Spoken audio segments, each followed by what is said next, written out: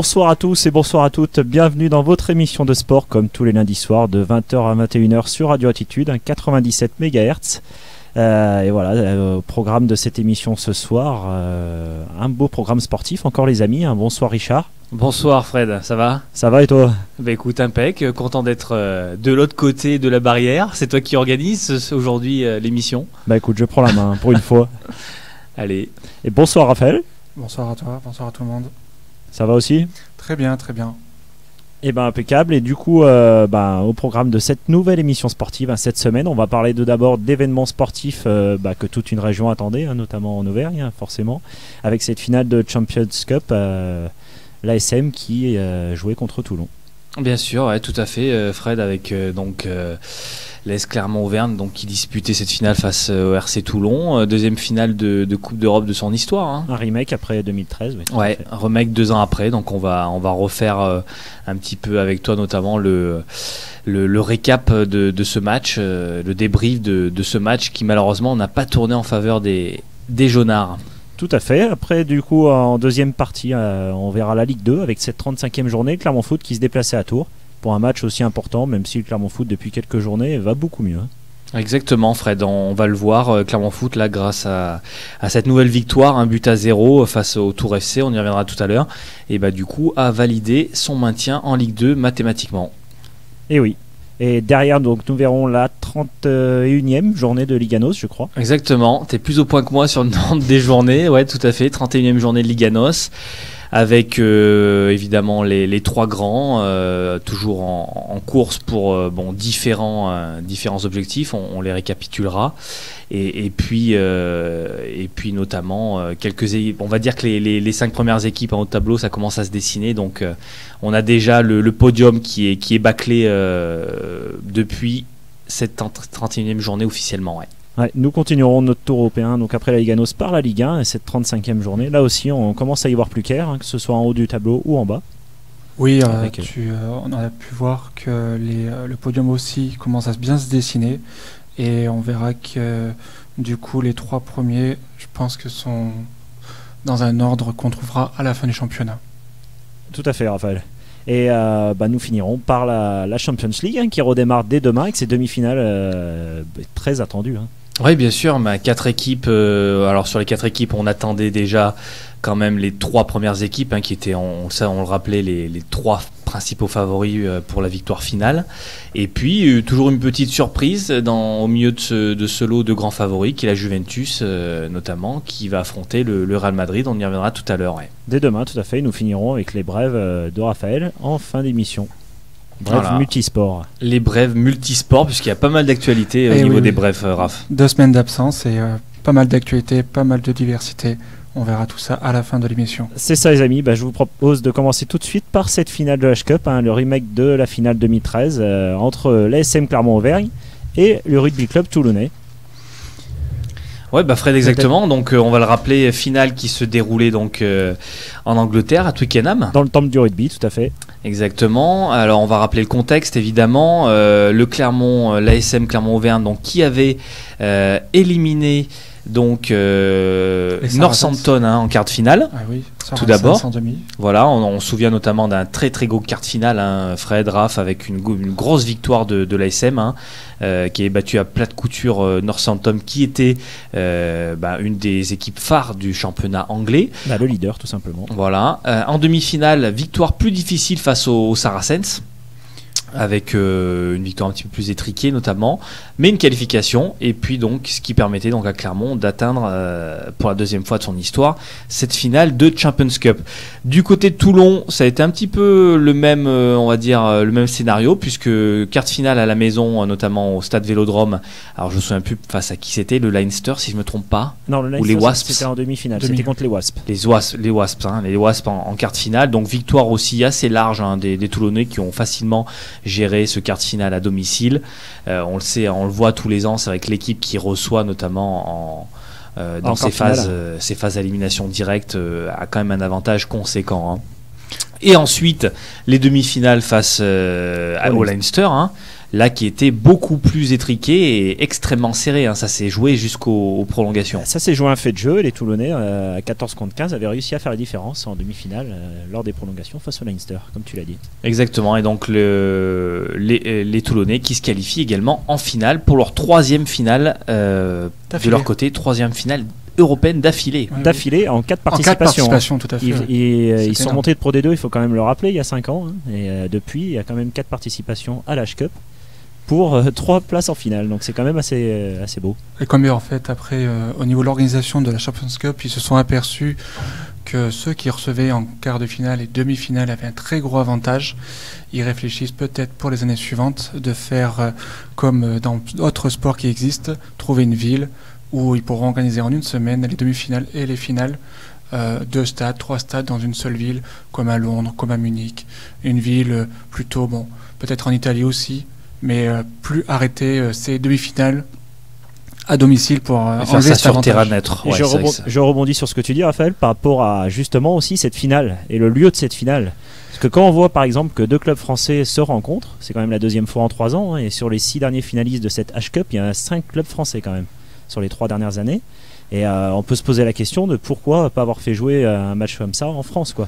Ouais, après, je suis d'accord avec toi sur ce côté-là, Fred, mais il faut quand même rappeler que, bon, là je pense que le problème est peut-être plus global, hein. Bon, on va faire justement un petit peu tout de suite ce zoom là-dessus, mais il me semble que la décision se prend en début de saison. Oui, ça s'est fait avant, mais le truc, là où je suis pas trop d'accord avec Fred là-dessus, c'est que ça reste quand même une finale de Coupe d'Europe. Donc après, le souci, c'est que, est-ce qu'il n'y a pas aussi une concurrence qui est pas assez importante au niveau de la Coupe d'Europe, parce qu'on voit des clubs français qui sont malheureusement là, le niveau du top 14 est quand même bien élevé et bien au-dessus du niveau des autres championnats européens que peut être le championnat anglais et irlandais actuellement. Donc ce qui fait qu'on a souvent des équipes françaises en finale.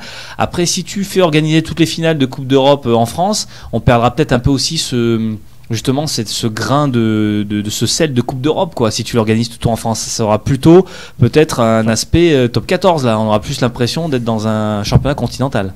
C'est vrai, mais on est sur les 20 dernières années avec la Coupe d'Europe qui existe, hein, ça fait 20 ans. C'était la 20e finale, ça fait quand même que 3 finales qui se sont jouées en France, une à Bordeaux, une au Parc des Princes et une au Stade de France. Ça sera peut-être plus récurrent pour les prochaines années. Après, bon. Affaire à suivre. Affaire à suivre. C'est dommage au niveau de l'engouement, du moins, puisque un stade de France, par exemple, aurait été rempli. La complexité, c'était surtout la capacité du stade. Oui, tu as rappelé, ouais. Très grande. Oui, Twickenham qui donc une capacité de 80 000 places. Là, on avait un stade du coup, rempli à 55 000 places, sachant qu'il faut savoir que sur les derniers jours avant le match, on a eu l'information d'après plusieurs médias que les places ont été vendues un petit peu au rabais, quoi, avec un prix symbolique qui était 2 €, donc pour justement essayer de remplir au maximum ce stade. Ouais, les Anglais ont fait l'effort et étaient au stade. On va en revenir au match, les amis, avec déjà on peut énoncer la composition d'équipe de l'ASM, qui était quand même une équipe avec une surprise de dernière minute, mais une équipe très compétitive. Ouais, et que notamment donc on avait en première ligne, alors tu me je te corrige si jamais si je suis pas juste, mais donc Zirakashvili, Kaiser, Debati, avec Vamina, Cudmore, hein. Ensuite Chouli, Lee et Bonner. Alors ça, c'est la 3e ligne, hein. C'est ça, oui, tout à fait. Voilà, Lopez et Para à l'ouverture, à charnière. C'est ça. Et puis derrière, donc Nakaitasi, Davis, Fofana, Nalaga et Bendanon en arrière. Donc tu le disais, la surprise, c'était l'absence donc de Brock James, donc qui s'est blessé, on va dire en plein entraînement avant match. Un blessé de dernière minute, ouais. Juste avant le match, donc remplacé par Camille Lopez. Camille Lopez qui aussi, ça faisait un petit moment quand même qu'il n'avait pas joué, mais a quand même un bon niveau, on le sait. Hein. Oui, tout à fait. Donc au final, pas trop d'inquiétude sur cette absence, puisqu'on avait quand même un joueur du même niveau capable en tout cas de remplacer Brock James à ce niveau-là.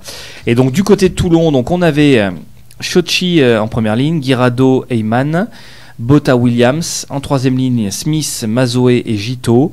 Tilosbord et Gito à l'ouverture, et donc Armitage en 3e ligne. Oui, Stéphane Armitage. Et donc sur les ailes, Abana, Mitchell, Hernandez, Bastaro et puis Alf Penny en arrière. Voilà pour cette équipe de Toulon. La seule surprise côté toulonnais, c'était l'absence sur blessure bien sûr de Delon Armitage, et remplacé par derrière du coup par Hernandez. Ouais, exactement. Voilà, mais une équipe aussi toulonnaise, une équipe habituelle avec de très bons joueurs. On l'a vu notamment sur ce match. Oui, tout à fait, puisqu'on va rappeler un peu le scénario, Fred. Ce match qui débute très très bien, donc notamment pour l'ASM Clermont-Auvergne, qui met une grosse intensité sur le premier quart d'heure d'entrée de match, qui se concrétise notamment par un avantage intéressant sur les 15 premières minutes. On arrive jusqu'à un avantage, si je ne me trompe pas, de 9-0. De 6-0, c'est après 6-0, pardon. 6-0 avec notamment 2 pénalités marquées, transformées par Camille Lopez. Ensuite, un essai, on a une réduction du score par Toulon. De Elfpenny, ouais, tout à fait. Voilà, 6-3. Et puis on a cet essai, cette interception de Fofana. Le contre de Para qui profite à Fofana. Oui, contre de Para, exactement, qui est récupéré par Fofana, qui derrière a le champ libre pour aller marquer cet essai. On se retrouve donc du coup avec un avantage d'11 à 3. Et puis après, une équipe de Toulon qui se réveille à partir de la 20e minute, qui, on va dire, de manière assez sereine, commence un petit peu à grappiller les points. Notamment par le biais de 2 pénalités de nouveau, donc on se retrouve à 11-9 avant ce fait de match juste avant la mi-temps. On est à 11-9 comme tu l'as dit, une autre pénalité quand même sifflée pour les Toulonnais que l'Elfpenny met à côté. Oui. Et derrière on arrive, bien sûr on est à 40 minutes et 20 secondes. Aben Danone a le ballon dans les mains, peut le dégager en touche, c'est ce que moi j'ai pensé devant ma télé personnellement. Il va mettre en touche pour que la SM vire en tête à la mi-temps, et non, il tente un petit coup de pied par dessus. Il y avait beaucoup de joueurs malheureusement qui sera pas favorable à la suite et qui a entraîné un essai toulonnais, le premier essai toulonnais sur une phase quand même de jeu quand même bien construite par les Toulonnais, parce qu'on a une phase de jeu sur 1-2 minutes qui entraîne cet essai, mais évidemment forcément c'est vrai que on peut se poser des questions sur le pourquoi de ce choix de la part d'Aben Danone à la mi-temps, alors que l'ASM était encore devant au score, donc ils auraient pu retrouver les vestiaires assez sereinement, et là du coup on se retrouve avec un avantage, en tout cas un désavantage de 5 points, Fred, c'est ça à la mi-temps, c'est Toulon qui vient en tête à 16-11, donc l'ASM en un quart d'heure, parce que ils ont commencé Toulon à montrer leur supériorité à partir de la 25e minute, en un quart d'heure l'ASM avait une avance de 8 points et s'est retrouvé 5 points derrière à la mi-temps, donc en prenant un 13-0. C'est dommage, et l'essai toulonnais était inscrit par Bastaro d'ailleurs, qui a fait par ailleurs un super match. Oui, exactement. Match qui a récupéré beaucoup de ballons, c'est un joueur très habile côté toulonnais. Tout à fait, et donc en deuxième mi-temps, tu vas nous rappeler Fred, mais deuxième mi-temps un peu dans le même scénario, Toulon qui monopolise le ballon, le terrain, qui arrive notamment qui aurait même pu marquer un essai en début de deuxième mi-temps. S'il n'y avait pas une erreur, notamment c'est Williams, je crois, qui aurait pu aplatir. À un moment donné, là, l'essai raté. Non, c'est sur une chistera de Gito, mais. Oui, sur le côté, mais c'était après un renvoi. D'ailleurs, Toulonnais, ils ont inversé certains renvois, d'ailleurs, au niveau des coups d'envoi à chaque fois qu'il y a eu que l'ASM a marqué des points. Et ça fait beaucoup de mal à l'ASM. L'ASM qui, sur ces phases-là, a mal apprécié les ballons et s'est mis en danger. Exactement. Et malgré cela, l'ASM reste dans le match, arrive à réduire le score par un essai d'Aben Danone. Aben Danone qui joue magnifiquement le coup, qui à ce moment-là se rattrape de sa bourde de première mi-temps avec un super jeu par-dessus et qui récupère le ballon après un beau rebond et qui s'en va aplatir au milieu des poteaux. Donc à ce moment-là, on se retrouve à 19-18. On recommence à y croire. On se dit que l'ASM va à 10 minutes de la fin du match. Va continuer à pilonner, à essayer d'aller chercher cet essai, ou du moins une pénalité, mettre à la faute les Toulonnais. Et pas du tout, c'est les Toulonnais qui remarquent quasiment sur le coup d'envoi. Ouais, exactement. Et sur un exploit personnel, suite à une touche jouée par les Toulonnais, un exploit personnel de Drew Mitchell qui venait de rentrer et qui élimine pas loin de 6 joueurs de l'ASM pour aller marquer seul cet essai. Donc, gros exploit personnel de la part de cet ailier australien qui a fait une sacrée performance là, sur cette rentrée, en tout cas, qui a été sacrément décisive. Il a fait un très gros raffut, justement. Qui a fait une super percée, mais qui a profité aussi des erreurs au niveau des plaquages de l'ASM. Dans ce match, l'ASM a raté beaucoup de plaquages quand même. Exactement, ouais. Donc du coup, défaite de l'ASM Clermont-Auvergne, évidemment, avec cet essai qui prend un gros coup sur la tête. Et donc deuxième revers avec cette deuxième finale européenne face à la même équipe, le RC Toulon, qui lui par contre Enchaîne les records. Hein. Enchaîne les trophées. 3 ans, 3 trophées, c'est énorme. C'est une première au niveau d'un club européen. C'est la première fois qu'on voit un club européen remporter 3 titres européens de suite. Hein. Voilà, c'est ça, Richard. Et ils n'ont pas pour le moment le record de Coupe d'Europe, hein, parce que c'est détenu toujours par Toulouse et Guinoves avec 4 Coupes d'Europe soulevées. Et là, Toulon est à 3 déjà. Donc comme tu disais, Fred, un pourcentage de victoire en Coupe d'Europe qui est énorme, hein, pour Toulon, puisque c'est la 4e participation, hein, en Coupe d'Europe pour Toulon. 3 victoires sur 4 participations. Un pourcentage de victoire qui est de 82%, avec 28 victoires et seulement 6 défaites dans cette compétition. Voilà, donc ce qui met en avant le gros parcours européen de Toulon, depuis la reprise notamment de ce club par le président Mourad Boudjelal, qui a eu quand même un mot, on va dire un mot de réconfort sympathique pour les supporters qui étaient présents au stade. Voilà, avec notamment, on va dire, un respect envers ce club, l'ASM qui, comme il avait indiqué, fait que Toulon on est un plus beau vainqueur d'avoir vaincu une belle équipe comme l'ASM Clermont-Auvergne. Et c'est vrai que pour lui, on sentait qu'il y avait une grosse pression du côté de Toulon, enfin en tout cas de la part du président, il se mettait une grosse pression parce qu'il voulait justement rentrer dans l'histoire du rugby en notamment battant ce record et accédant à cette troisième victoire de suite en Coupe d'Europe. Ouais. Fait à qui, on va le dire notamment par ses grosses individualités, hein. Alors on fait un zoom sur Toulon, après on va faire un zoom sur l'ASM, mais grosses individualités qui ont fait la différence, Fred notamment au niveau des... Déjà on va le dire au niveau du buteur, parce que moi Alf Penny c'est quand même un buteur hors pair qui n'est pas au niveau de Wilkinson, on est d'accord, mais qui ne rate pas beaucoup de pénalités, qui a permis à Toulon de marquer des points à des moments importants, de recoller au score notamment juste avant la mi-temps, qui aura permis de passer devant après.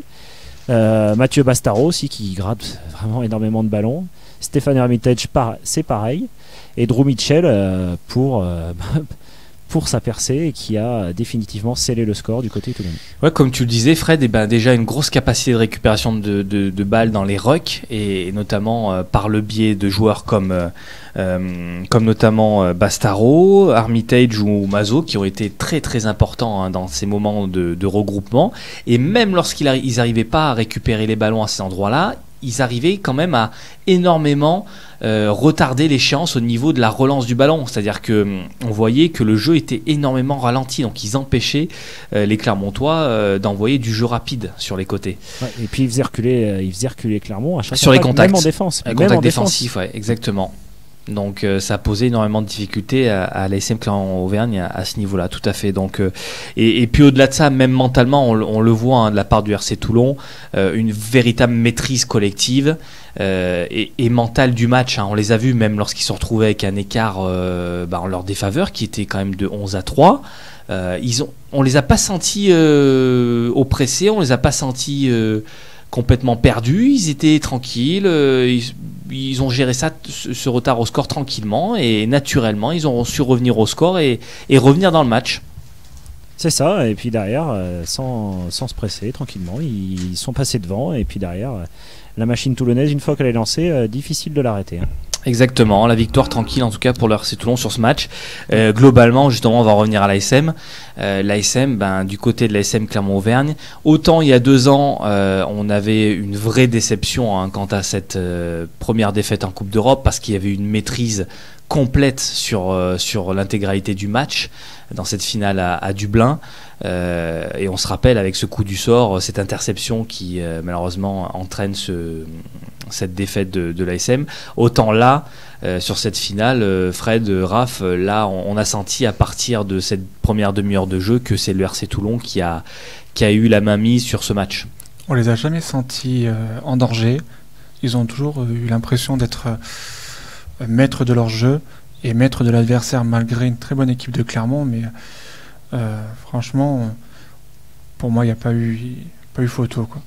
Non, malheureusement, Clermont a abonné à la défaite en finale, quoi. Ouais, exactement, c'est le véritable problème de cette équipe, un problème qui maintenant peut se révéler, on le dit depuis plusieurs années, mais réellement mental, parce que malgré le renouvellement qui est pu avoir progressivement au sein de l'effectif, on l'a dit, là encore sur ce match, on a un jeune joueur récemment arrivé qui n'a pas connu ces phases de défaites consécutives en finale, à Ben Danone, qui là a quand même son erreur à peser lourd sur le score final.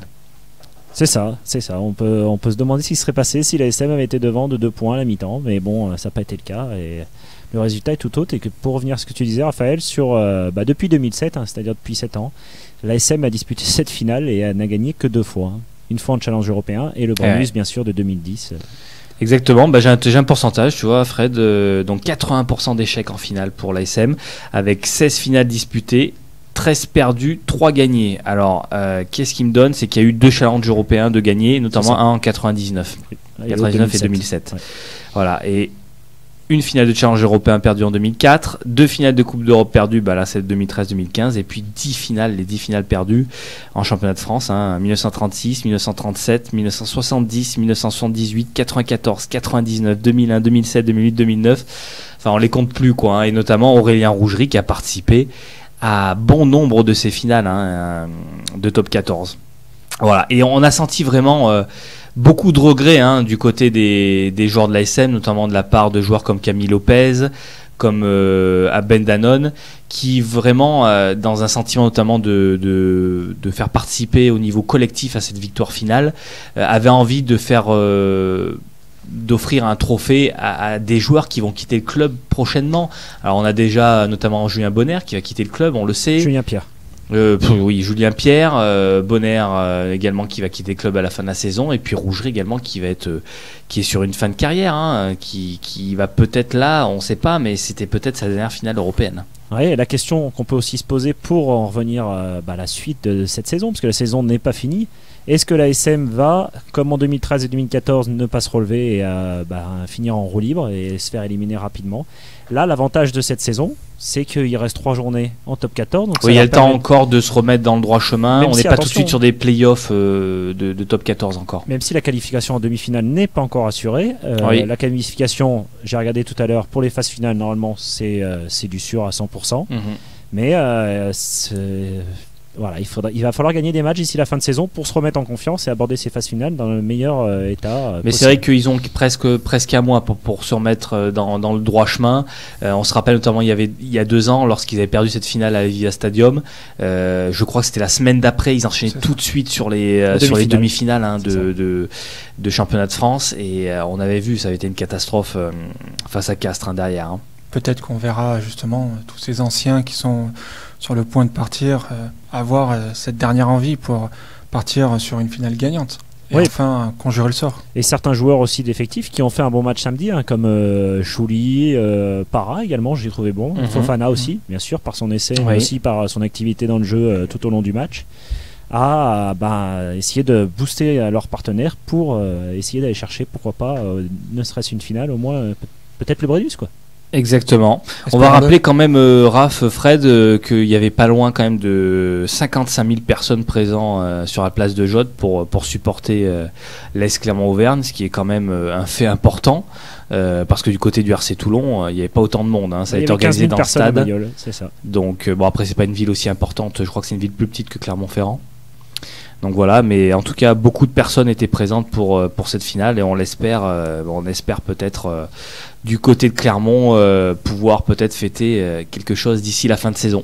Je suis sûr même qu'on aura autant de monde, voire plus de monde, si on arrive à se trouver en finale du top 14. Oui, la passion autour de la SM ne s'arrêtera pas de sitôt, c'est sûr les amis. Et du coup, pour en revenir à la suite de la saison, la SM il restera 3 matchs à disputer, notamment dès samedi à 20h45 à Grenoble pour le top 14. Exactement, donc match qui va être important pour tout de suite se remettre dans le droit chemin et assurer cette deuxième place qui permettrait de se qualifier directement pour les demi-finales de top 14. Voilà, derrière la réception de Toulon et un déplacement Montpellier pour finir. Et donc 2 déplacements, une réception. 2 déplacements, une réception, tout D'accord. à fait. Voilà, et la saison se termine le 23 mai avant les phases finales, bien sûr. Et on va revenir avec notre autre club régional au niveau du football, cette fois, le Clermont Foot Auvergne, qui se déplaçait pour la 35e journée de Ligue 2 à Tours. Et le Clermont Foot Auvergne qui a bien fait les choses en gagnant 1-0. Donc avec un but de Dugimon en fin de match. Première mi-temps, il ne s'est pas passé grand-chose. La deuxième, une domination un peu plus du Clermont Foot, qui aurait déjà pu ouvrir le score sur une tête, je crois, de Moulin sur un coup franc. Et Clermont Foot qui continue sa bonne période actuelle. Ça fait 7 matchs invaincus et 6 matchs que le Clermont Foot ne prend plus de but. Ouais, exactement, hein, pas loin donc de 574 minutes sans avoir pris de but du côté du Clermont Foot. Grosse solidité défensive qui justifie notamment ces très bons résultats depuis ces 7 derniers matchs notamment. Et donc Clermont Foot, comme tu le disais, donc qui gagne de nouveau à Tours, qui assure mathématiquement son maintien avec cette victoire. On va rappeler quand même le 11 de départ, 11 de départ maintenant qui est assez régulier. Hein. Corinne Diacre a l'air d'avoir trouvé son 11 de base avec Janin au but, Martin latéral droit, Avinel Salz dans l'axe, donc Salz qui revenait de sa longue suspension.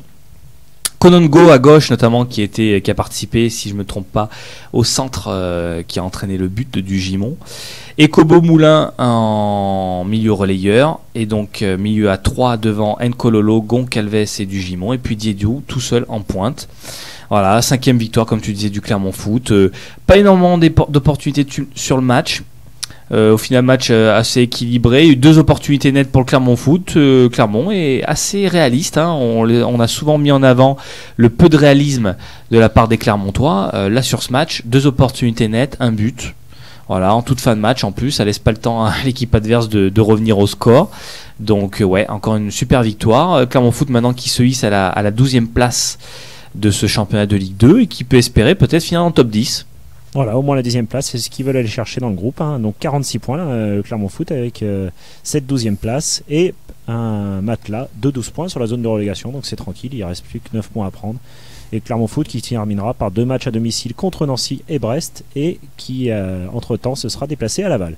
C'est une victoire qui permet au Clermont Foot de plus regarder derrière lui, mais devant. Donc c'est un gros avantage. Il y a quelques journées, on parlait encore de l'écart avec les relégables. Là, aujourd'hui, on parle de la 10e place. Donc c'est énorme, c'est bien. Ouais, exactement, hein, 12 points d'avance en premier relégable. Donc c'est dire en fait la véritable progression qu'on a eue du côté des Clermontois depuis ce mois de février en tout cas. Hein. Voilà, donc quoi dire Fred, sinon on récapitule un petit peu cette 35e journée de Ligue 2. On va rappeler le classement. Juste les résultats importants. Oui. Notamment au niveau du classement, 3 qui a assuré sa montée là. Hein. Et même le championnat, ils sont champions de Ligue 2. Ouais, qui est même champion, qui est sûr d'être champion de Ligue 2. Le 3 qui fait souvent un peu le yo-yo hein, entre la montée et la descente. Et c'est encore notre ami Furlan qui a fait monter son équipe. Ils ont passé 2 ans en Ligue 2. Voilà, ouais. Ils remontent 2 ans après. Voilà, 3 qui assure sa montée. Le GFC Ajaccio, 2e avec 61 points. Qui commence aussi à bien voir cette montée s'approcher là, en Ligue 1. Angers 3e, on se souvient qu'Angers c'était pas loin de la montée la saison dernière. Là ils confirment encore cette année, ils sont encore dans les 3 premiers. Hein, donc Angers va peut-être confirmer cette saison sa montée en Ligue 1. Dijon 4e, 5e Nancy. Et donc dans les 3 derniers, là c'est Ajaccio par contre en difficulté. Châteauroux également hein, qui là est déjà la saison dernière c'était très très compliqué et là cette saison je pense que la descente est quasiment pliée hein, puisque le premier non relégable a déjà 36 points donc ils sont déjà à 8 points du premier la 18e place à 6 points du non relégable. Pardon, la 18e place devrait ne pas être relégable avec Nîmes qui descend d'une division. Eh oui, d'accord, ok, ouais, donc là ça devrait peut-être leur permettre d'avoir encore quelques espoirs. Et puis Arles-Avignon, bon dernier, qui lui devrait par contre descendre. Voilà pour cette 35e journée de Ligue 2, avec un match ce soir. C'est Dijon qui se déplace à Brest. Match important évidemment pour Dijon là, pour cette accession à la 3e place. C'est ça. Et à l'accession en Ligue 1. Et après cette page régionale, hein, les amis, on va passer à la page Liganos avec cette 31e journée de Liganos. Et là aussi, on commence à y voir un peu plus clair. Oui, exactement, Fred. On va récapituler donc les résultats de cette 31e journée de Liganos. On avait donc tout d'abord le Vitória Guimarães qui ouvrait le bal face à Estoril et donc qui a battu Estoril 2-0. Ensuite, Benfica samedi dernier donc qui a battu très largement le Gil Vicente 5-0. Sporting également qui recevait National 2-0, victoire du Sporting avec notamment un doublé de Montero, on en reparlera tout à l'heure. Penafiel qui fait match nul avec Académica 0-0. Maritimo également tenu en échec face à Arouca à la maison. Boavista qui bat Moreirense 3-1. Le Vitoria Setúbal défait face au FC Porto au stade du Bonfim. Belenenses ce soir qui va recevoir Rio Ave. Et puis Paços de Freire également qui recevra le Sporting Braga à 20h. Donc 2 matchs ce soir. Voilà pour les résultats de cette 31e journée. Oui, ce que je te propose, Richard, c'est de commencer dans l'ordre chronologique avec peut-être de parler de cette équipe de Victoria Guimarães qui s'est imposée 2-0 face à Estoril. Oui, victoire intéressante pour Victoria Guimarães qui, on le sait, au niveau du classement maintenant est quasiment assuré de conserver cette 5e place. Donc nouvelle victoire de Guimarães. On sait qu'ils ont eu une période compliquée avec notamment ce mercato hivernal. Il y a eu 2-3 départs importants, notamment Hernani, le latéral gauche également Traoré qui est parti. Ils ont eu quelques arrivées, mais il a fallu changer un peu le système de jeu. Et là, ils ont retrouvé un peu leur rythme de croisière. Et maintenant, le Guimarães, 50 points, 5e. Ils ont 7 points d'avance sur le 6e, donc ils sont quasiment assurés de conserver cette 5e place qualificative pour la Ligue Europa. Donc, bon résultat pour les hommes du Nord. Oui. Également du côté de Benfica, il faut en parler, c'était le premier match des 3 grands. Et Benfica qui encore une fois de plus a été soutenu par une horde de supporters. Oui, beaucoup de supporters de Benfica présents pour ce match. On le sait, Benfica qui est énormément supporté partout au Portugal. Près du 1000 supporters au Gil Vicente, quasiment tout acquis à la cause des Aigles. On va rappeler quand même le contexte, puisqu'on n'était pas là la semaine dernière. On avait le gros classico la semaine précédente, dimanche dernier, entre Benfica et Porto. Benfica qui recevait le FC Porto au stade de la Luz, stade plein à craquer. Et malheureusement, on a vu un peu une sorte de non-match, puisque les deux équipes tactiquement étaient très très bien organisées et se sont plutôt préoccupé à annuler l'adversaire plutôt que proposer du jeu offensif. On avait vu une équipe du FC Porto notamment qui était alignée dans une sorte de 4-4-2 pour bloquer notamment le jeu intérieur de Benfica qui, on le sait depuis le début de saison, est très très très efficace avec Jonas notamment en 9,5. Et là on avait notamment Ruben Neves qui avait pour tâche d'annuler Jonas. Et donc forcément une équipe du FC Porto moins offensive. Et donc peu d'opportunités en première mi-temps pour les deux équipes. En deuxième mi-temps, ça s'est un petit peu débridé. Jackson aurait pu ouvrir le score. Également en fin de match, Benfica aurait pu également arracher la victoire en toute fin de match. Il y a un poteau, je crois, de Gaëtan en toute fin de match. Voilà, après peu d'opportunités nettes. Au final, le score de 0-0 est assez logique. Et par contre, du coup, pour Benfica, ça leur permettait de conserver ces 3 points d'avance avant cette 31e journée, donc il reste plus que 4 matchs et donc dont 2 réceptions. Donc en gagnant ce soir, en gagnant samedi soir face à Penafiel, il se rapprochait grandement du titre. Et on va voir que donc avec cette victoire 5-0 qui était acquise très très tôt dans le match. Oui, dès la première mi-temps. Dès les 15 premières minutes, avec Maxi qui ouvre le score à la 15e minute. Jonas double la mise sur une superbe reprise de volée à la 22e. Louisa, on triple la mise à la 46e. Lima quadruple la mise à 55e, 59e même, et Maxi qui marque un doublé à la 69e minute. Donc voilà, match tranquille de Benfica qui a su gérer en tout cas ce match de manière assez simple face à une équipe de Gil Vicente qui a tenté de déstabiliser cette équipe et qui a proposé du jeu. Mais on le sait, face à cette équipe de Benfica, justement, qui est très très efficace cette saison, notamment dans des transitions rapides de contre. Et là, sur des phases de jeu très très rapides, notamment on le voit sur la première action, qui était très très bien menée collectivement. Le premier but est magnifique, collectivement. Superbe enchaînement collectif. Il y a un enchaînement à 2-3 touches de balle, très très bien combiné. C'est Maxi qui termine l'action. Voilà, on a des joueurs également. On va rappeler le 11 de départ. Roulero César au but, Maxi à droite, Louisan Jardel dans l'axe, Eliseo à gauche. Là, on a la défense habituelle. Samaris et Pizzi au milieu de terrain. Samaris qui est le vrai joueur qui est en train de perfer sur cette fin de saison. On sait qu'il avait eu énormément de difficultés à s'adapter à l'équipe, au championnat, en début de saison. Et là, il arrive à son plein rendement. Samaris, le jeune joueur grec, Et puis sur les côtés Gaëtan, et la surprise c'était Soulejmani sur le côté droit qui n'avait pas joué depuis un an, hein, depuis cette finale face à Séville en Ligue Europa, et là qui n'avait pas été en tout cas titularisé depuis un an. Voilà, et qui est intéressant puisque c'est lui notamment qui fait la passe décisive sur le premier but. Et puis devant, Jonas Lima avec un Jonas qui arrive à son 17e but en championnat, toujours aussi performant avec Benfica. C'est vraiment le joueur, je pense, de la saison du côté des Aigles. Voilà, donc que dire, un premier doublé de l'histoire de Maxi Pereira avec le SL Benfica. Donc Maxi, malgré son âge qui commence à avancer dans les années, qui maintenant a passé la trentaine, est toujours aussi performant. Et Benfica qui se rapproche d'un bichampionnat, toujours plus proche pour les Aigles, chose qui n'est pas arrivée depuis 31 ans. Hein. Et de aussi son 34e titre, ça serait le 34e titre de Benfica. Exactement. Voilà, donc bon, il va rester encore un déplacement compliqué pour Benfica. On va rappeler la prochaine journée après. Hein. Il restera encore un déplacement compliqué à Guimarães, mais on sait du coup avec ce goal average particulier hein, qui est comptabilisé au niveau du championnat portugais, Benfica n'a non pas 3 points d'avance, mais 4 points du coup, hein, puisqu'ils ont l'avantage sur le match aller-retour face au FC Porto. Le Sporting, lui également, qui ce même samedi recevait Nacional à 20h15 au stade Alvalade. Et le Sporting qui est aligné avec une équipe un petit peu remaniée, puisqu'on avait Rui Patricio au but, Cédric à droite, Oliveira, Everton dans l'axe, Jefferson à gauche.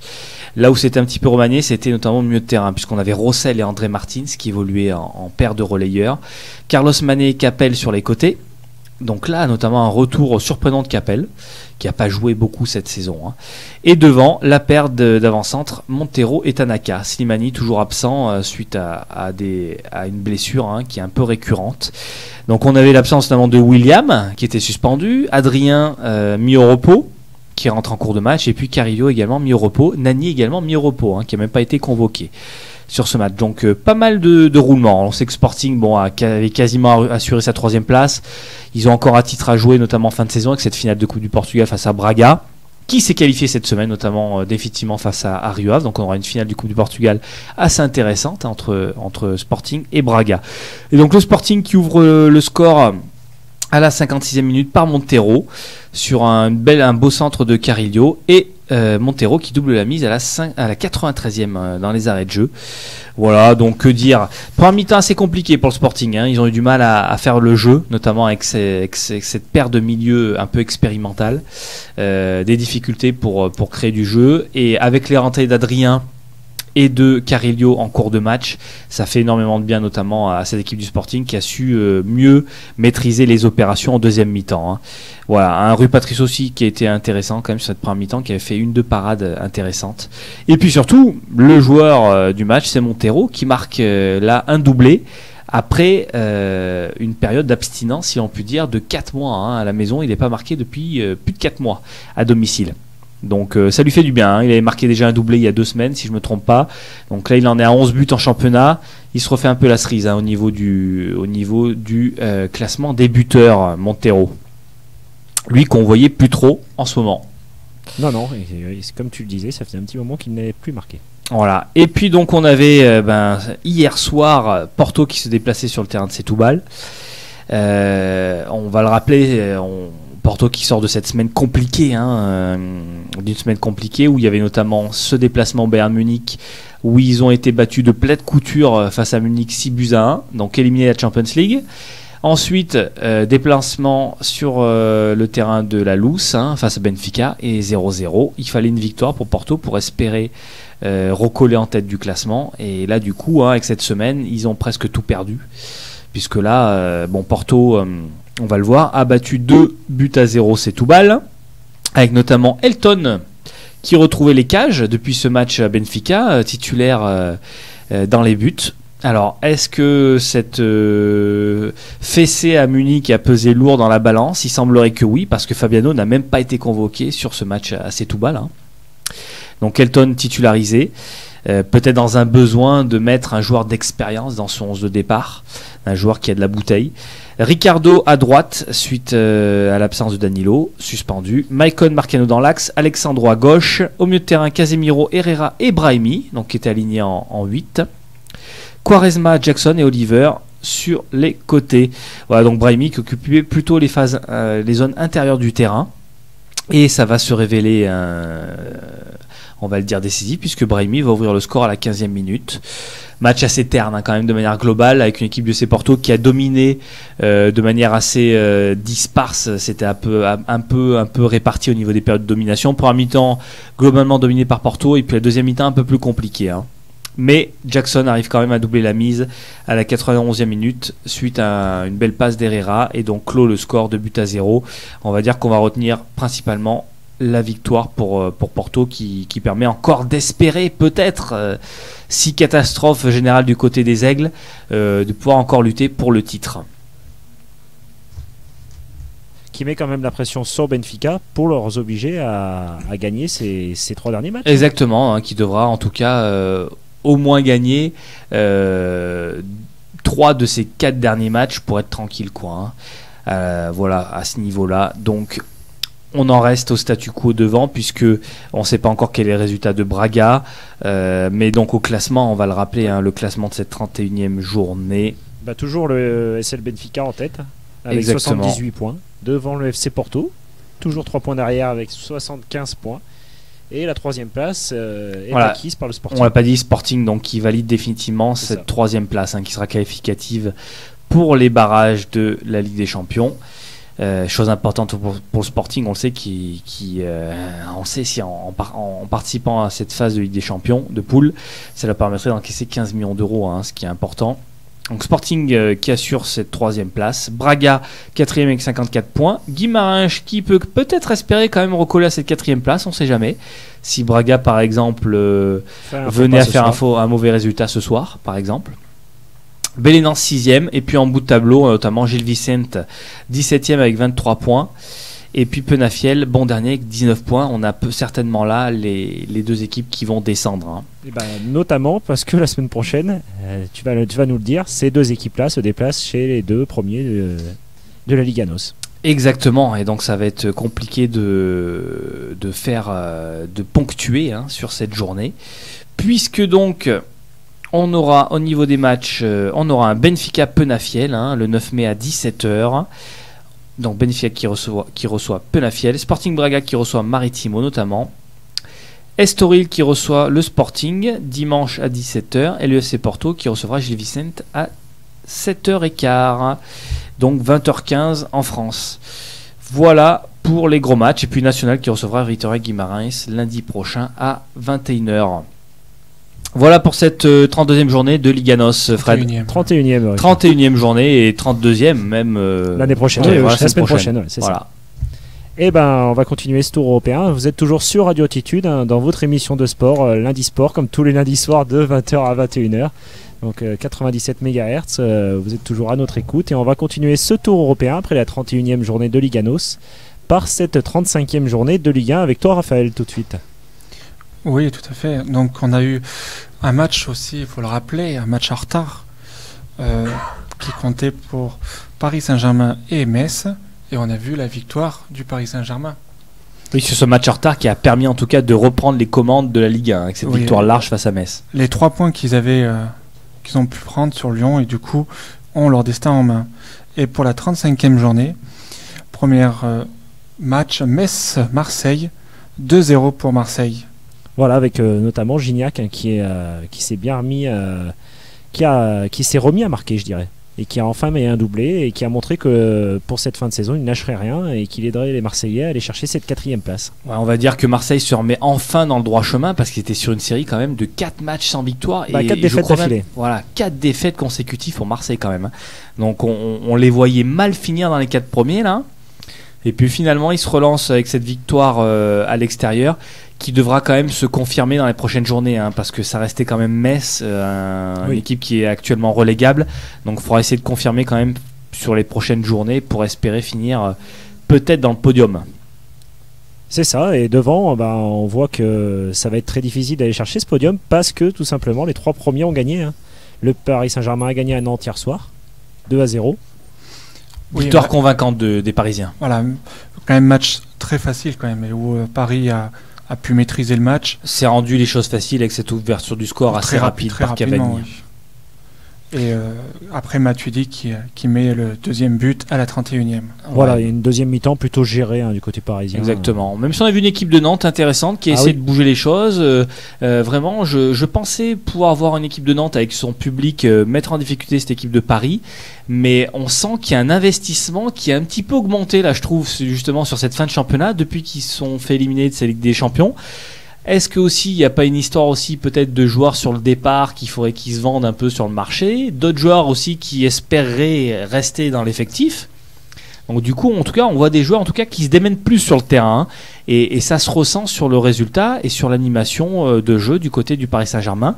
Même si on a vu encore un Cavani qui a été encore deux grosses occasions manquées, quoi. Qui a loupé énormément d'occasions nettes sur ce match. On a surtout vu un Van der Wiel super haut, quoi, et très très actif sur son côté. Je pense que c'est un des joueurs dont tu nous parles qui espère ou garder sa place ou aller dans un bon club pour la saison prochaine. Et on le sait puisque Serge Aurier a prolongé donc ces derniers jours avec le Paris Saint-Germain. On a la concurrence de Marquinhos qui peut rester à droite, donc ça fait de notre ami Van der Wiel un troisième joueur et peut-être du coup très peu de temps de jeu pour l'année prochaine.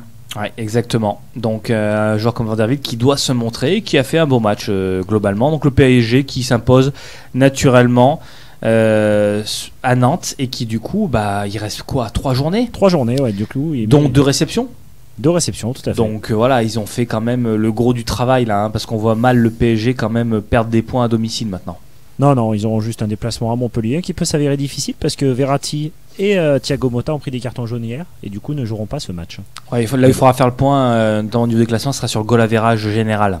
Est-ce que Lyon a un avantage ou pas sur Lyon a 2 buts d'avance, Paris. à plus 41 et Paris à plus 39. C'est serré. Et Lyon, on va le rappeler notamment, Lyon qui s'imposait lui par contre 2 buts à 0.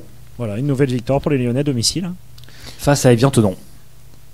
C'est ça, Evian, une équipe qui est 18ème et qui se battra jusqu'à la fin de la saison pour éviter cette relégation en Ligue 2. Exactement, on rappelait notamment un but de Grenier à la 20e et Lacazette à la 38e. Grenier qui fait du bien, un bon retour de ce milieu de terrain qui était absent depuis belle lurette également, hein, presque un an, et qui depuis son retour en tout cas est performant et décisif. C'est ça, et les Lyonnais qui, je pense, ont assuré cette au moins 2e place, si ce n'est mieux, et du coup la Ligue des Champions l'année prochaine. Et du côté de Monaco, Raphaël, une belle victoire 4-1 face à Toulouse hier après-midi. Oui, tout à fait. Monaco qui a été convaincant et qui a réussi à, comme d'habitude, à être très très réaliste et qui a réussi à mettre 4 buts à une équipe de Toulouse qui est quand même pas très très jolie à voir. Donc nous avons un but dès les premières minutes de Bernardo Silva. Après nous avons Martial qui double la mise et en seconde mi-temps Moutinho et Germain à la toute dernière minute pour faire 4 buts. Et Toulouse qui réduit le score à la 26e minute par Monsieur Brett Mouette. Brett Swaif. Il est dur à prononcer ce nom. Hein. C'est ça. Je la prononce à la française. Et du coup, t'as raison. Et du coup, une belle victoire monégasque qui leur permet de prendre un matelas de 5 points sur un duo qui est composé de Marseille, donc qui a gagné à Metz, on le rappelle, 2-0, et sur Saint-Etienne qui a été défait 1-0 à Bastia, une défaite surprenante. Voilà, la seule surprise de cette journée, on peut dire même. C'est ça, une défaite surprenante, mais bon, une équipe stéphanoise qui, là, dans ce match, a voulu défendre, aligner 3 milieux défensifs encore une fois de plus, n'est pas, alors qu'il pouvait aller chercher pourquoi pas une place en Ligue des Champions, n'a pas cherché à gagner ce match, et du coup s'est fait punir logiquement par Bastia qui aurait pu remporter ce match beaucoup plus largement. Et dans les autres résultats, on a le Lorient et Bordeaux et Montpellier-Rennes qui ont fait match nul 0-0. Lille dans le derby du Nord qui a battu Lens, Lens officiellement relégué en Ligue 2, 3-1. Et Guingamp a battu Reims 2-0, une victoire importante des Guingampais. Et Nice et Caen qui ont fait match nul, 1 but partout. Donc voilà pour les résultats de cette journée. Et du coup, au classement, ça nous donne Paris Saint-Germain premier avec 74 points, Lyon deuxième avec 71 points, Monaco 65 points prend la 3e place. Nous avons un petit trou avec Marseille 60 points, Saint-Étienne 60 points aussi. Et en bas du classement, on retrouve du coup Lens, comme tu le disais, déjà en Ligue 2 avec 26 points, Metz 30 points, Evian-Thonon-Gaillard 37 points, et Toulouse, Reims sont encore quand même un peu en danger parce qu'ils ont 38 et 39 points, Lorient 39, Caen 39 et Nice a déjà fait le trou et avec les 42 points qui devraient leur permettre de pouvoir rester en Ligue 1. Oui, les Niçois sont sauvés. Hein. Ça va être une lutte entre 4 équipes pour la dernière place relégable de Ligue 2. On va rappeler les 3 prochaines journées pour les 2 clubs qui jouent encore le titre, Lyon et PSG. C'est vrai qu'il y a un avantage quand même conséquent pour le PSG puisqu'ils auront 2 réceptions à domicile, Guingamp et Reims en la dernière journée, et un déplacement, alors que Lyon va devoir se déplacer à Caen et à Rennes et recevra Bordeaux. Donc c'est vrai que le calendrier paraît plus en faveur des Parisiens quand même. On voit mal Paris lâcher ce titre-là maintenant sur les 3 dernières journées. Non, tout à fait. Et aussi à noter un choc la semaine prochaine entre l'Olympique de Marseille, 4e, et l'AS Monaco, 3e. Un match décisif pour la 3e place. Là, c'est vraiment le match pour cette 3e place. Il y a combien de différence entre les 2 équipes là? 5 points. 5 points, ouais. Donc là, c'est tout ou rien pour Marseille. Là, hein. Même si Saint-Etienne n'est pas déclassé au niveau de la 3e place. Mais là, pourrait profiter de ce duel notamment. D'un faux pas d'une des 2 équipes. Avec un calendrier plus favorable, c'est vrai. Mais nous verrons ça dès la semaine prochaine. Hein. Tout de suite, on va parler de la Ligue des Champions qui recommence dès demain. Avec donc les demi-finales aller de cette Ligue des Champions. Donc on va le rappeler, dès demain soir 20h45, on aura donc le FC Barcelone qui va recevoir le Bayern Munich, et puis mercredi le Real Madrid qui va se déplacer sur le terrain de la Juventus de Turin. Donc 2 matchs au sommet, 2 matchs avec 4 équipes historiques de la Ligue des Champions qui ont toutes remporté déjà auparavant la Ligue des Champions.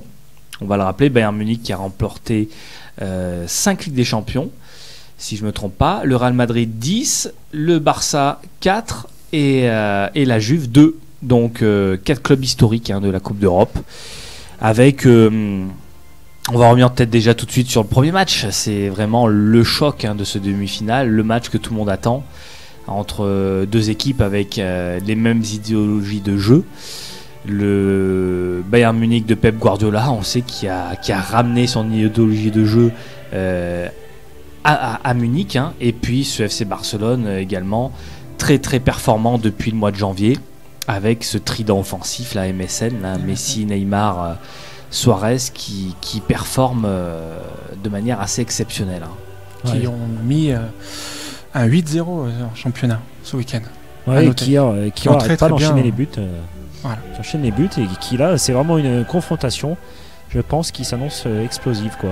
Mais c'est dire qu'ils ont réussi quand même à battre le trident offensif de l'époque Eto'o, Henry, Messi, qui avait mis, je crois, 98 buts sur une saison. Eux, ils en sont déjà à 102 ou 103 buts. Donc, c'est le meilleur trident offensif de l'histoire du Barça. Sachant que le Bayern de Munich reste sur une semaine très compliquée de leur côté, parce qu'ils se sont fait éliminer en coupe par Dortmund et ont perdu en championnat, il me semble aussi. Ce samedi, à Leverkusen, 2-0. Exactement. Bon, le Bayern Munich, par contre, vient de se sacrer champion depuis l'avant-dernière journée. Enfin, l'avant-dernière journée, il y a 2 journées de cela.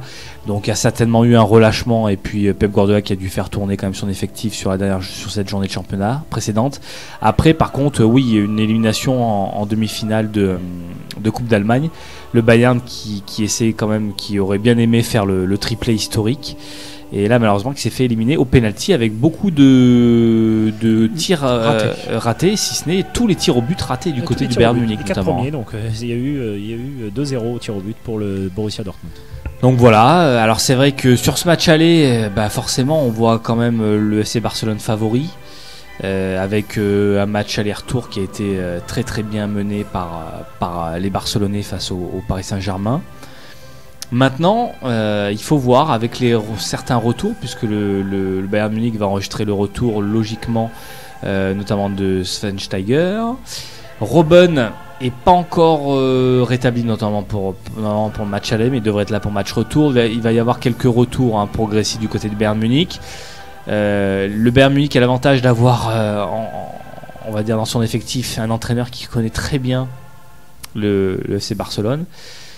Voilà, maintenant à voir. Je pense que cette demi-finale va être extrêmement équilibrée, même si, pour moi, personnellement, on va en parler, mais je donnerais peut-être un léger avantage aux Allemands par le fait qu'ils reçoivent au match retour. On a vu que depuis le début de la compétition, ils sont extrêmement performants à la maison. Il y a un public qui pousse bien, il y a une équipe qui se connaît très très bien sur son terrain, et notamment l'entraîneur qui connaît très bien l'équipe adverse, donc qui pourrait peut-être trouver la manière d'annuler ces 3 joueurs devant. Je pense que la vraie problématique du côté du Bayern Munich, ça va être de réussir à couper la liaison entre le milieu et l'attaque. Ça va surtout dépendre, je pense, du match aller avec le nombre de buts que va pouvoir mettre Barcelone, parce que comme tu le disais, le match retour au Bayern, on l'a déjà vu en demi-finale et en quart de finale, ils sont capables de mettre énormément de buts, donc il faut que Barcelone soit très très réaliste et mette un maximum de buts pour pouvoir mettre une grande différence et se mettre peut-être à l'abri d'un possible... Oui, possible, même si de toute manière là, à ce niveau de la compétition, on l'a vu avec le FC Porto notamment, qui a fait une belle victoire de rang au match aller, une victoire 3-1 qui aurait dû permettre d'espérer se qualifier au match retour. Il faut faire 2 matchs de très haut vol pour pouvoir se qualifier, hein. Un match ne suffit pas à ce niveau-là, il faut être au niveau sur les 2 matchs, clairement. Donc que ça soit du côté du FC Barcelone ou du Bayern Munich, il faudra faire 2 résultats intéressants pour pouvoir se qualifier en finale. C'est ça, et de l'autre côté, on a la Juventus, l'invité un peu surprise de ces demi-finales, hein, qui recevra le Real Madrid dès demain soir, 20h45. Ça prouve le niveau de ces demi-finales, parce que la Juventus, qui est le petit poussé, si on peut l'appeler comme ça, de ce petit carré, donc c'est énorme. Et voilà, la Juve qui reçoit le Real de Madrid, et on va voir ce que va donner peut-être le retour de Pogba en tant que titulaire. On va voir ça. Et ouais, notamment la Juve, tu le disais, qui avait éliminé l'AS Monaco. Alors, sur un match aller-retour, c'était quand même très très serré. On a vu notamment une équipe de la Juventus sur le match retour assez comment dire, décevante quand même au niveau du jeu. Ils sont vraiment préoccupés qu'à défendre. Et là, la question est, est-ce que la Juventus va réussir à hisser son niveau de jeu pour cette demi-finale? Parce que le Real Madrid, ça va être un tout autre niveau. Il faudra que la Juve puisse être capable de proposer plus de jeux pour éviter notamment que le Real Madrid et notamment les 3 joueurs de devant comme Ronaldo, comme Rames, comme Bale soient trop fournis en ballon, hein, et notamment puissent créer du danger. Ça va être la clé du match également, hein.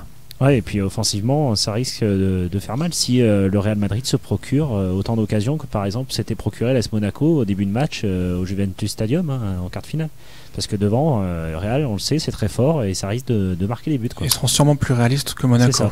Exactement, donc là évidemment on peut quand même donner un léger avantage pour le Real Madrid, hein, qui est le tenant du titre, qui récupère également certains blessés, donc avantage Real Madrid logiquement, normalement sur ce match aller-retour qui devrait se qualifier en finale. Maintenant on va voir si la Juve arrive à créer la surprise et, comme on le disait, à hisser son niveau de jeu, avec notamment le retour d'une pièce maîtresse, Paul Pogba, qui devrait être de retour au moins pour un des 2 matchs. Ce qui du coup quand même pénalise un peu le Real de Madrid, c'est peut-être la blessure de Benzema, mais bon, avec ce qui... Charito qui performe bien en ce moment-là. Charito qui est super en forme, donc du coup le fait un petit peu oublier. Ouais, exactement. On va passer tout de suite au brève. On va passer au brève avec Raphaël. C'est parti. Hein. L'actuel sportif de cette semaine et du week-end, bien sûr. Voilà, nous avons quelques brèves en plus, car la semaine dernière nous étions absents. Donc nous avons eu le rallye d'Argentine qui s'est couru, où Citroën retrouve la victoire grâce à Chris Meike. Mais Sébastien Ogier reste leader, et prochain rendez-vous de rallye, ça sera sur les terres portugaises. Donc n'hésitez pas à le regarder. Nous avons du foot féminin où les Parisiennes se sont qualifiées pour la finale de la Ligue des Champions et retrouveront les filles de Francfort. Au niveau du championnat de France, c'était déjà réglé car les Lyonnaises ont eu leur 9e titre d'affilée et ont gagné la Coupe de France. En basket, Nanterre a fait l'exploit en gagnant l'Euro Challenge dans le buzzer 64-63. Strasbourg, quant à lui, remporte la Coupe de France. Et chez les filles, Bourges décroche son 13e titre de championne de France qui égale le record de Clermont. Ce qui était un record qui datait un petit peu. Donc 13e titre, c'est énorme. C'est ça, oui, tout à fait. Et effectivement, et Strasbourg aussi qui fait le doublé, hein, vainqueur de la Coupe de France et le championnat aussi également. Donc voilà, une belle saison pour les Strasbourgeois. Tout à fait. Qui avait fait quand même la Coupe de France où le Portel avait fait un très très grand parcours, mais malheureusement trop grosse équipe de Strasbourg pour eux. Oui. En MotoGP, ça se parcourait en Espagne. Donc Jorge Lorenzo, qui est parti en pole, a gagné ce Grand Prix devant Marc Marquez et Valentino Rossi, qui garde quant à lui la tête du classement. Prochain rendez-vous, ça sera en France, au Mans, le 17 mai. En tennis, nous avons eu plusieurs petits tournois où Roger Federer a gagné quand même son 85e titre à Istanbul. Andy Murray, le premier sur terre battue à Munich, et Richard Gasquet, quant à lui, a gagné le tournoi d'Estoril. Prochain rendez-vous, Madrid, qui commence dès demain. Et Madrid, on le sait, qui précède, Raphaël, excuse-moi de t'interrompre, qui précède le tournoi de Roland-Garros, qui arrive très rapidement. Malheureusement, on n'aura pas Djokovic, parce qu'il a décidé de faire l'impasse, ce qu'il a le droit de faire, parce que ça fait longtemps qu'il est sur le circuit, et donc du coup, comme il veut être prêt pour Roland-Garros, il fera l'impasse. Mais on aura quand même tous les grands, entre autres surtout Nadal. En hand, la France qui se qualifie, elle, pour l'Euro 2016 en Pologne, en battant la Macédoine. Nous avons eu aussi un record de l'heure battu en cyclisme par Alex Douancet, qui a lui parcouru 52 km 937. Donc c'est quand même très bon record. Et Bradley Wiggins qui va essayer de le battre lui d'ici cet été, je pense. Et pour finir, nous parlerons de boxe, où c'est un combat très attendu, où Floyd Mayweather a gagné contre Pacquiao, et du coup ce qui lui permet d'unifier les titres mondiaux WBO, WBA et WBC. Donc voilà, ça sera tout pour les brèves. C'est déjà pas mal, et ce combat de boxe qui n'a pas été à niveau des hauteurs des attentes. Mais, non, ils ont tous les deux pas eu très très à hauteur, surtout Floyd, mais bon voilà, il a quand même réussi à remporter ce match et à unifier tous ses titres. C'est ça. Et merci Raphaël pour ces brèves. Merci à tous nos auditeurs bien sûr de nous suivre tous les lundis soirs de 20h à 21h dans votre émission de sport. Lundi Sport sur Radio Attitude 97 MHz. Bonne soirée les amis et à la semaine prochaine. À la semaine prochaine. À lundi prochain, bonne soirée. Au revoir.